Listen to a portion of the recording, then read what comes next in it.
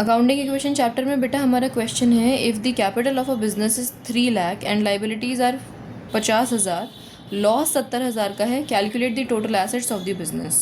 आ जाओ बेटा शुरू करते हैं इस क्वेश्चन को। क्या क्या इन्फॉर्मेशन दे रखी है हमें इन्होंने?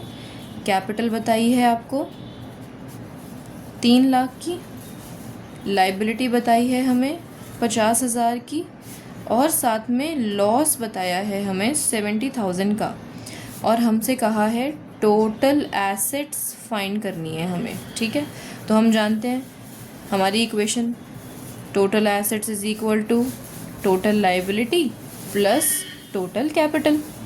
अब आपको पता है इस टोटल शब्द का मतलब क्या है? टोटल का मतलब होता है कि कंप्लीट, साल के अंत की बात कर रहे हैं, यानी अगर मैं दूसरे शब्दों में कहूँ आपसे तो ये क्लोजिंग की बात कर रहे हैं।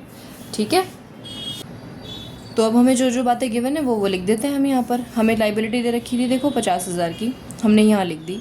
लेकिन आपको जो कैपिटल गिवन है वो टोटल कैपिटल गिवन नहीं है। उन्होंने कहा है कि बिजनेस स्टार्ट इससे हुआ था, अंत इससे हुआ, ये कोई बोला उन्होंने, यानी ये ओपनिंग कैपिटल है। अब क्लोजिंग निकालनी है हमें, यानी टोटल कैपिटल निकालनी है।